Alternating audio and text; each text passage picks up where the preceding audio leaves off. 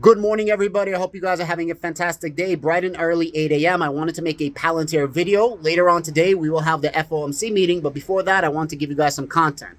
Shout out to all my fathers out there. Dad up. You already know it's easy to be a sperm donor. It's very difficult to actually be a father. What's the one thing that Palantir does not get credit for that they speak about all the time and it falls on deaf ears? I'll give you guys a secret.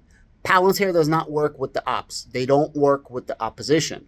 And right now, a lot of companies, specifically Silicon Valley, are working with the opposition. And this is a problem. How can you call yourself a true-blooded, patriot of America, and all you do is shit on America and work outside American borders, right?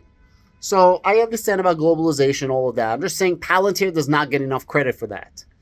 So there's a guy called Jacob Hellberg.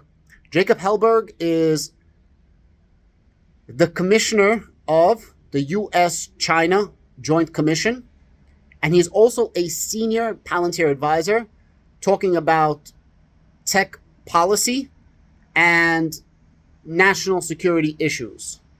Interestingly enough, he started working in Palantir in August of 2023, and he started working as the commissioner in February 2023.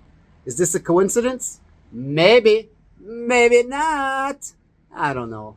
I think he got the job because of that job. But anyways, so he goes on, he speaks with Fox, and it's a 7-minute interview. It's really, really good. He shouts out Anduril, he shouts out SpaceX, and he shouts out Palantir, saying that those are the three companies that don't work outside of our borders and that actually had to sue the U.S. government to get work outside of the U.S. DoD primes.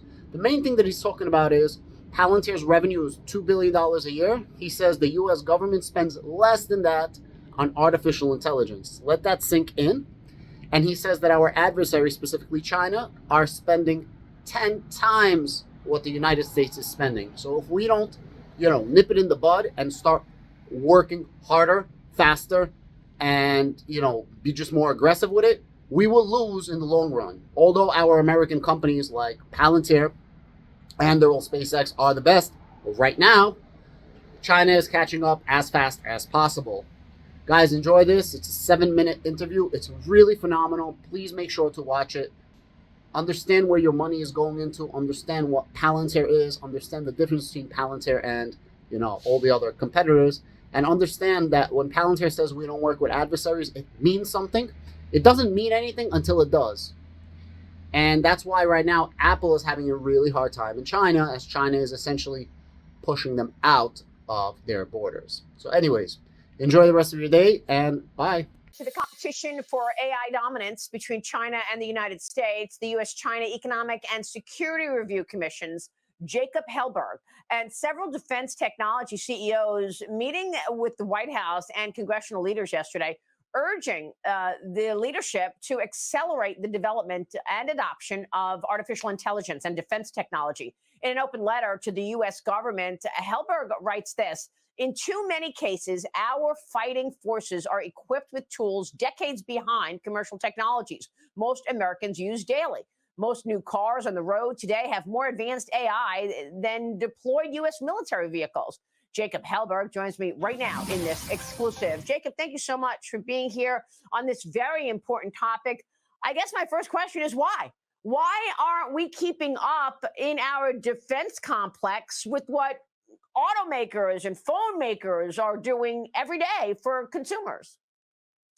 Well, Maria, thanks a lot for having me. It's great to be with you. First of all, the letter that you just showed was highly unorthodox for a lot of CEOs to sign. It's very, very rare for technology CEOs to make a joint statement on values and express a concern on national security. There's a whole chapter in my book dedicated to the rift between the hill and the valley. My deep belief is that the primary reason why there is such a big challenge with converting new technologies into hard power is it's a cultural rift. You see Silicon Valley engineers, they're 20 years younger on average than your lawmaker on Capitol Hill. Lawmakers on Capitol Hill have a background in legal training and they're attorneys. Engineers obviously approach things from a much more mathematical way of thinking. And so you have people in two communities that approach things with a drastically different worldview. Ultimately, bringing those two communities together, which are both in the business of building the future, is incredibly important, because it's by bringing these stakeholders together that you allow them to build trust and get to know each other, and also expose lawmakers to the universe of what's possible and all the new technologies out there. And so that's exactly the kind of iterative work that we've been doing, bringing technology CEOs up to Capitol Hill, showcasing the way, different ways in which they're pushing the boundaries and building new technologies, because we can't take 20 years to build a submarine. China is out competing us on every front, and they're preparing for war, and we need to act now. Well, I mean, look, okay. By the way, that's just not a good answer, okay? That is not a good answer, that it's about culture.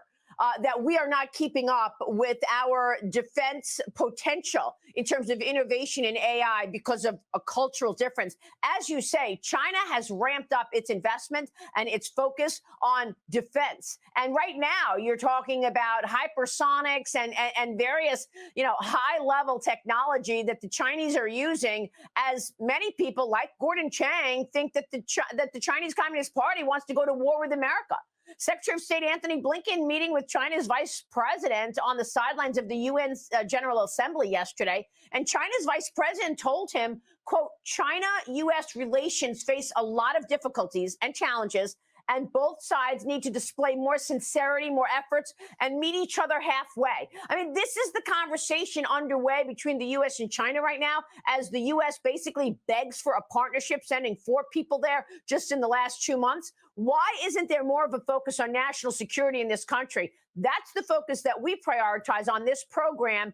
And I just think it's laughable that that's the answer, that it's cultural. So there's 3 technology companies that have been successful at doing business with the US government: SpaceX, Palantir, and Anduril.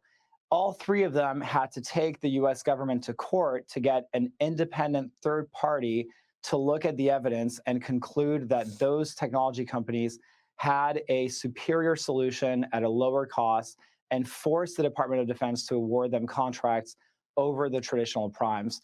So I think you and I totally agree that there's a lot of issues at work here. We need to invest more in artificial intelligence.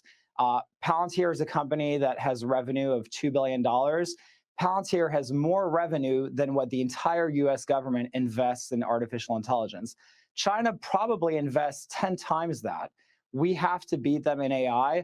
Resources are part of the issue, but I wouldn't underestimate the extent to which the cultural problem at the DoD is real and serious. And ultimately, it really starts at the top. Culture is a reflection of leadership, and you need leadership at the Department of Defense that basically forces the bureaucracy to adopt emerging technologies and is absolutely relentless in breaking glass to make sure that this actually happens. Xi Jinping has said... Xi Jinping has said that he is basically wants to prepare his country to go to war as soon as 2027. That probably means 2025. Everything that he is doing points to an intent to go to war. He opened defense mobilization offices across this country.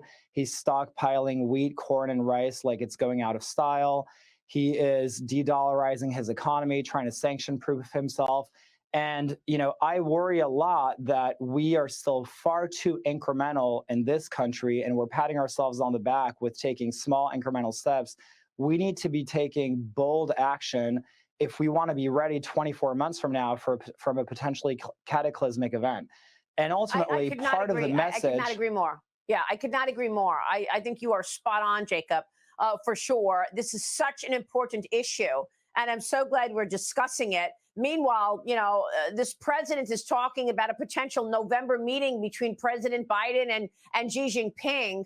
I mean, what's going to get done there when the United States rarely holds China to account for some of the aggression? You mentioned the defense contractors that are largely involved in AI, Palantir, Anduril, and we've spoken with the CEOs of those companies, by the way.